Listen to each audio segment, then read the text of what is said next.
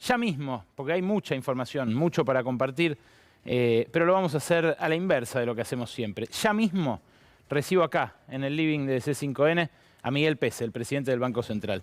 Bienvenido, Miguel, buenas noches, gracias por venir. Muchas gracias, igualmente. ¿Este libro lo tenés, Miguel? Sí, claro. Es la segunda edición. Sí. Noemí Brenta. Sí, sí, claro. La historia de las relaciones argentinas y el Fondo Monetario. Sí, Documenta 21 programas. Sí. Sí, una larga historia con el fondo. Después hay dos más, que son los de Macri, que no entran en ese libro. Claro. Todos salieron mal. ¿Por qué la 24 sería la vencida? Porque yo creo que estamos alcanzando un acuerdo novedoso con el fondo. Los acuerdos a los que vos te referís preveían ajustes muy duros de la economía y este no prevé un ajuste muy duro de la economía.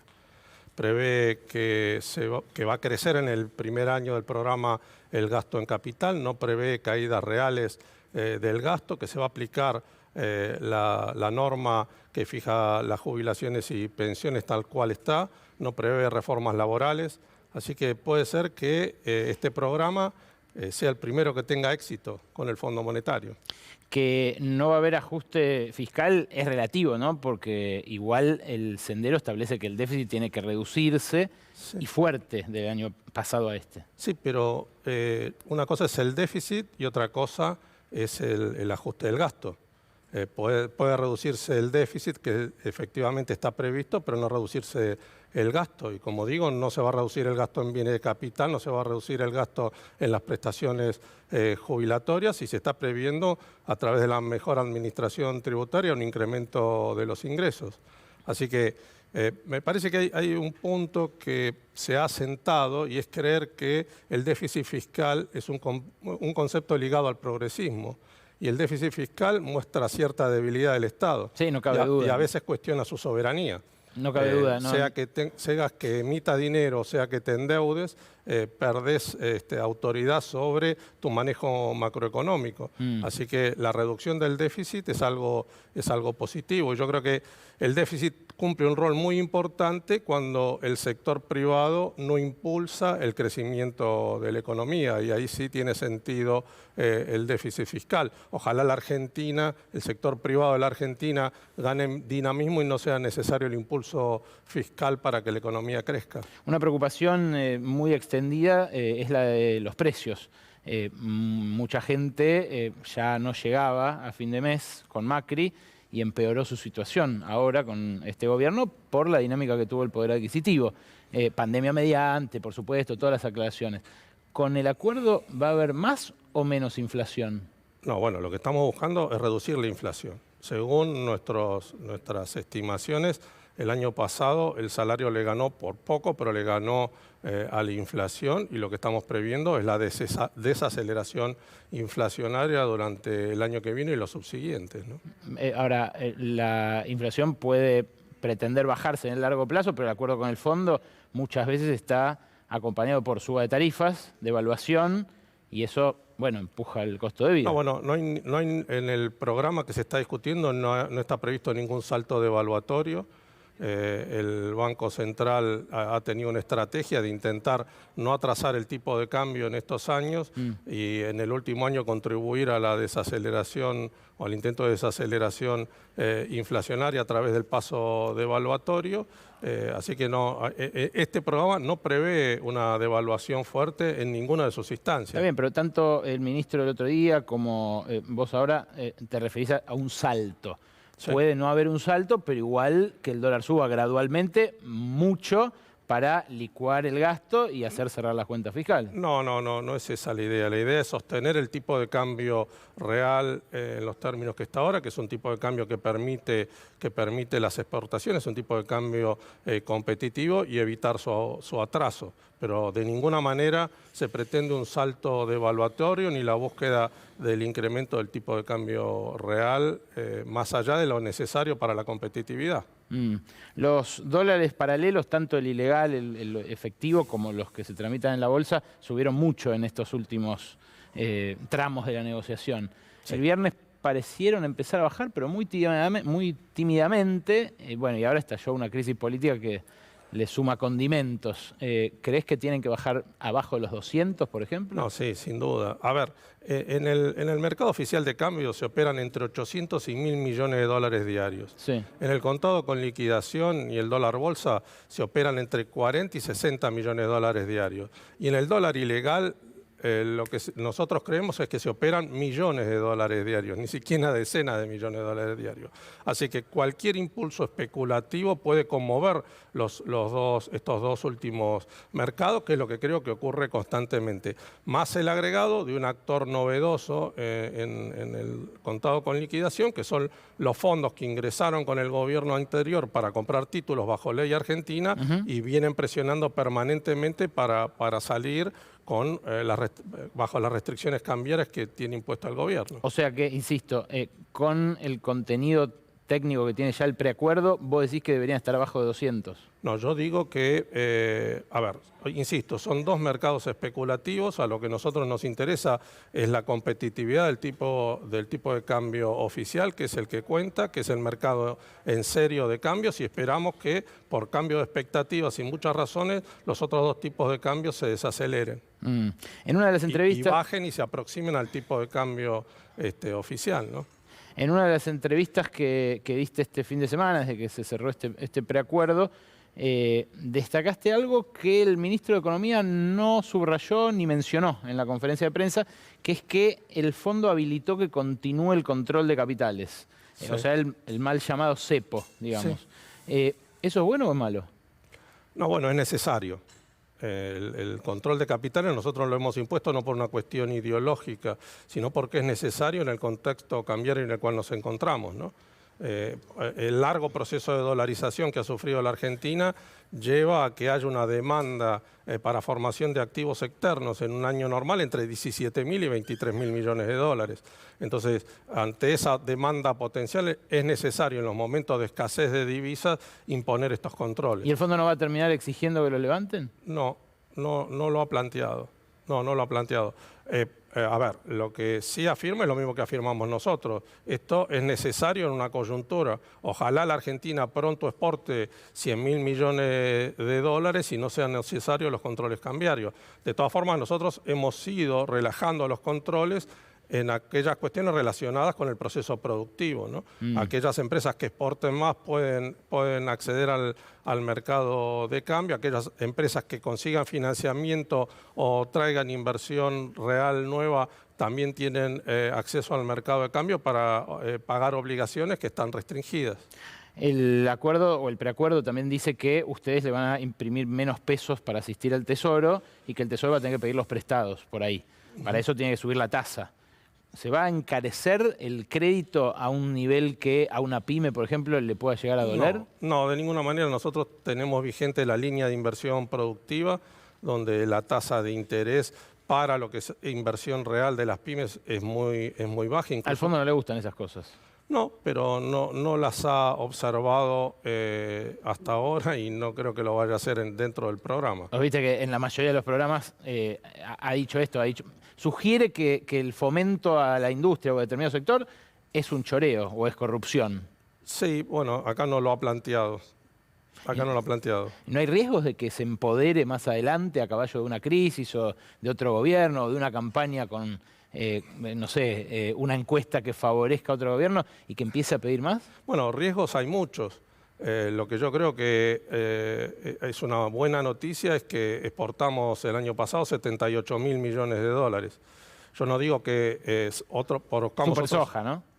No, y también crecieron un 5% las exportaciones industriales contra el año pasado, 5% con respecto al 2019, 50% con respecto al año pasado, 62% las exportaciones de la industria automotriz.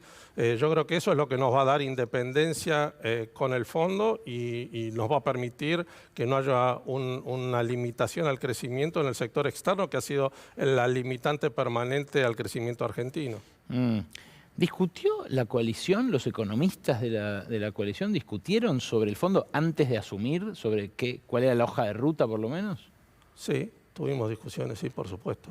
Vos alguna vez me dijiste que había caminos políticos que construir para una negociación y que la ruptura demandaba otra construcción, digamos, ¿no? Sí, es cierto. ¿Cómo habría sido esa construcción? ¿O qué faltó para poder confrontar con más espaldas?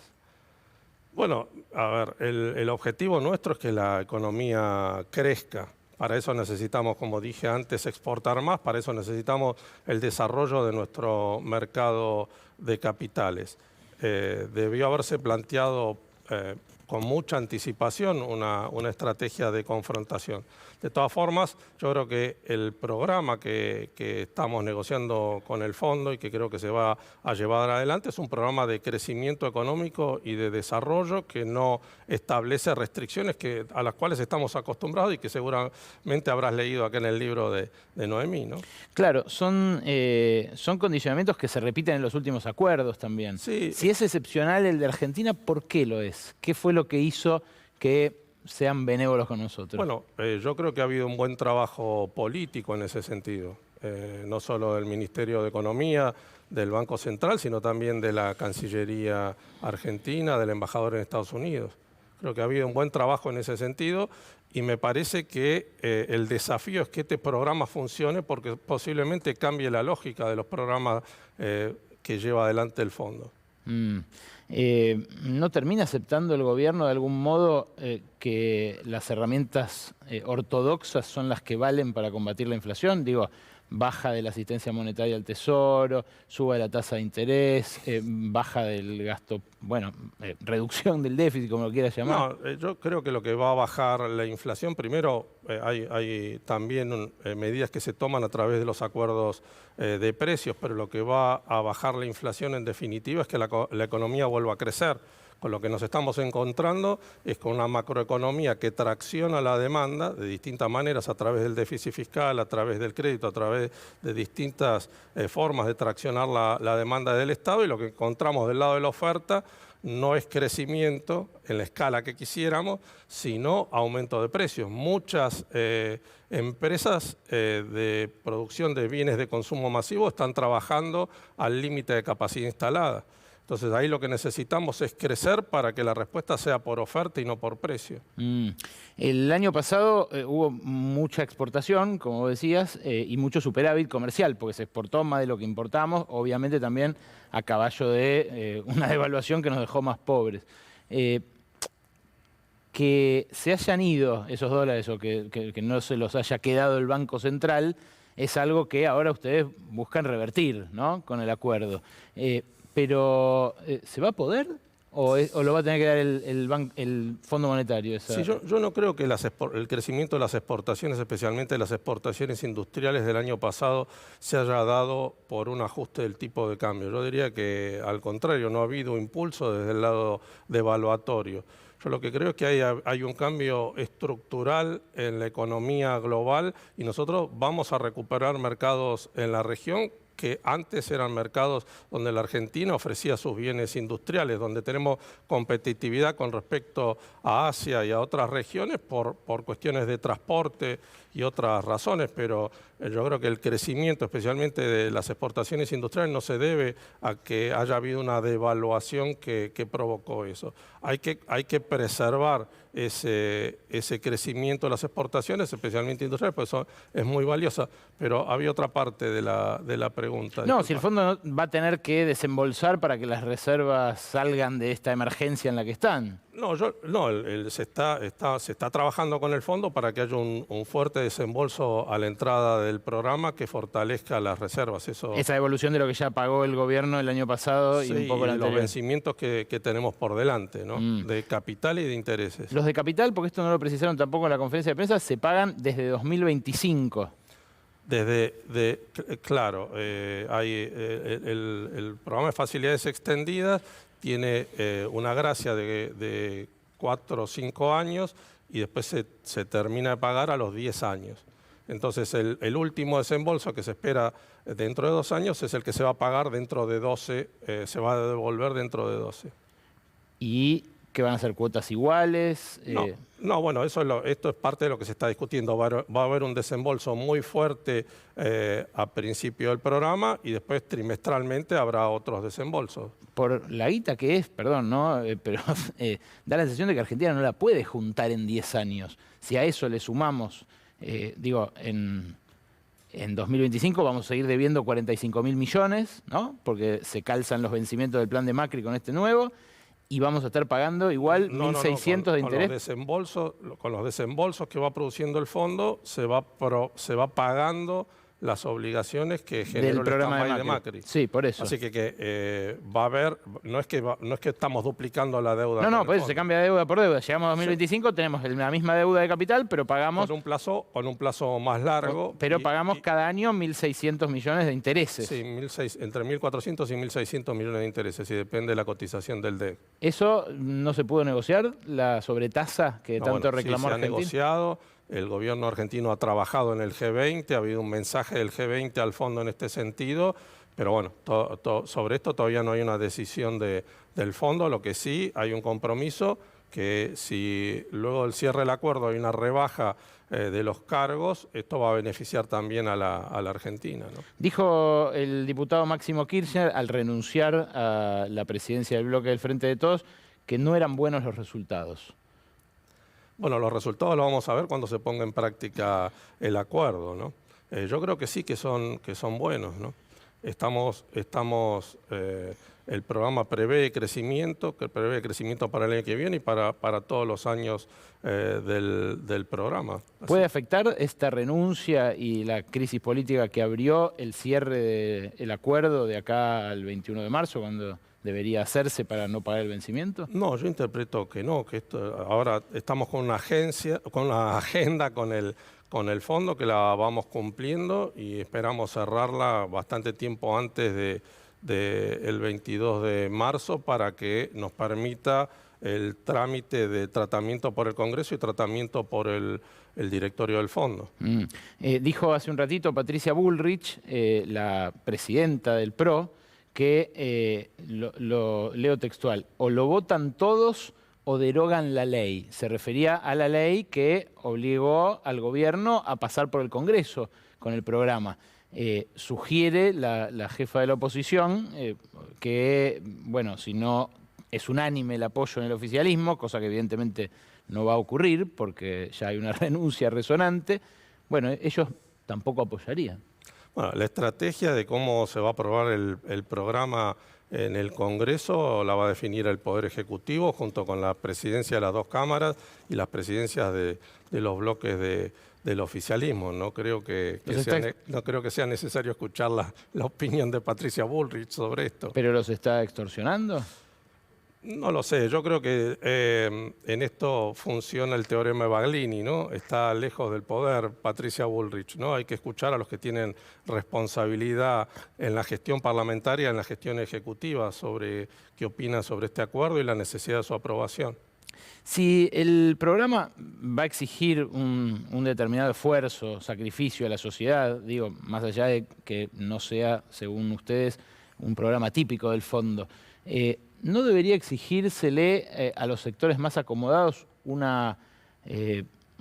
aporte proporcional a eso? Es decir, que se repita, por ejemplo, el aporte extraordinario de las grandes fortunas para cerrar esta brecha fiscal que el fondo propone cerrar. Sí, yo coincido con vos. Me parece que especialmente lo que hace a la segmentación de tarifas, del tema del que hemos venido hablando, tendría que reflejarse esto que estás planteando. No hay ninguna razón para que una persona rica o de clase media alta sea subsidiada por el Estado en su consumo de energía. Yo hablaba de impuesto al patrimonio igual. Yo creo que hay que prestar atención. ¿Perdón? Yo hablaba de impuesto al patrimonio. Sí, yo creo que hay que prestarle atención y hay que analizar nuestro sistema impositivo.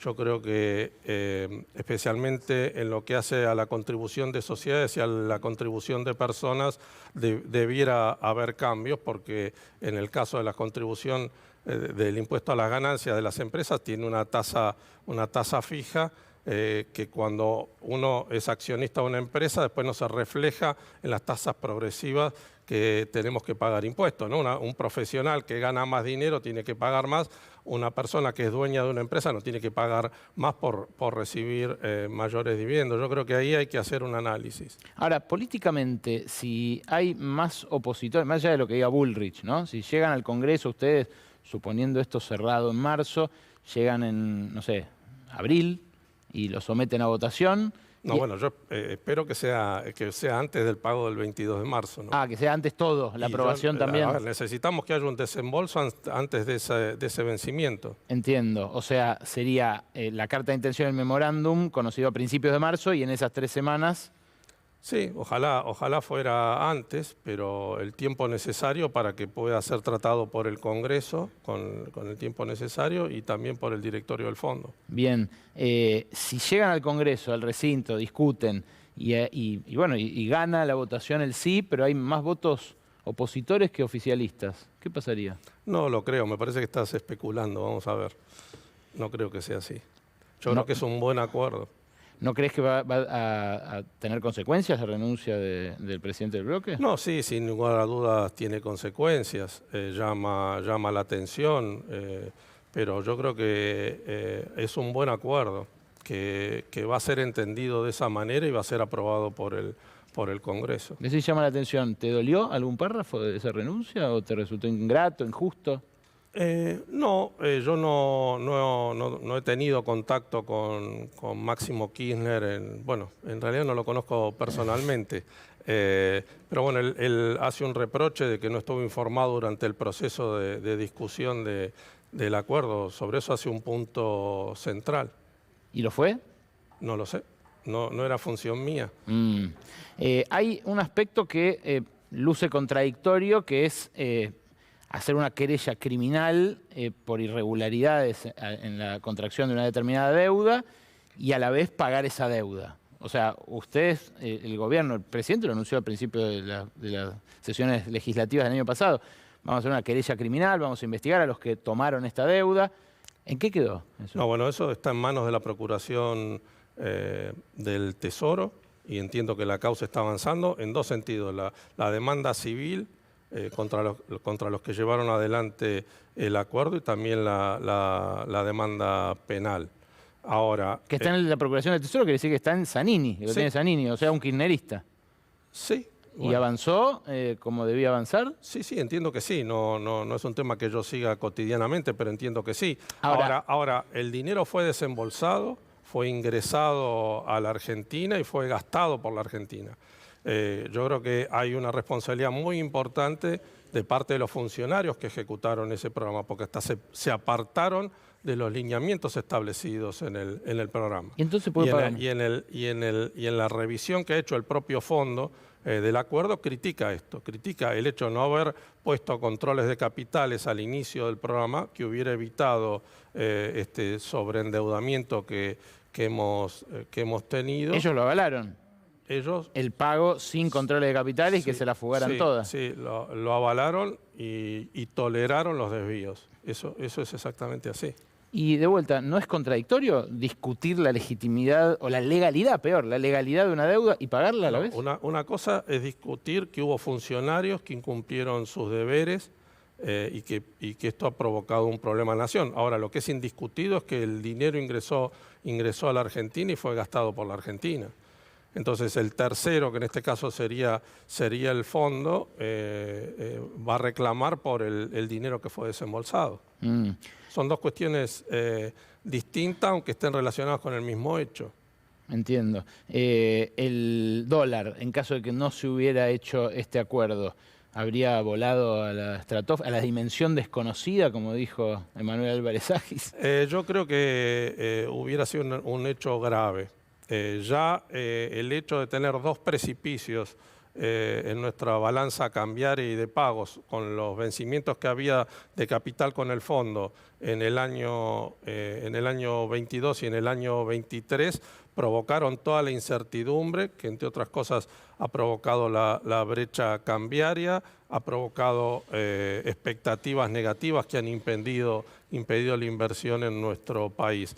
Yo creo que no haber pagado los vencimientos que teníamos a fin de enero hubiera agravado esa incertidumbre, por más que luego hubiéramos llegado a un acuerdo. La última, si los subsidios hay que bajarlos, porque ahí admiten todos que va a haber un ajuste. Los subsidios hay que bajarlos, van a aumentar las tarifas. Se presupone cierto arrastre en la inflación, porque ya enero está cerrando con ¿cuánto? Cerca del 4, ¿no? Bueno, no me animo a conjeturar, creo que va a ser menos del 4.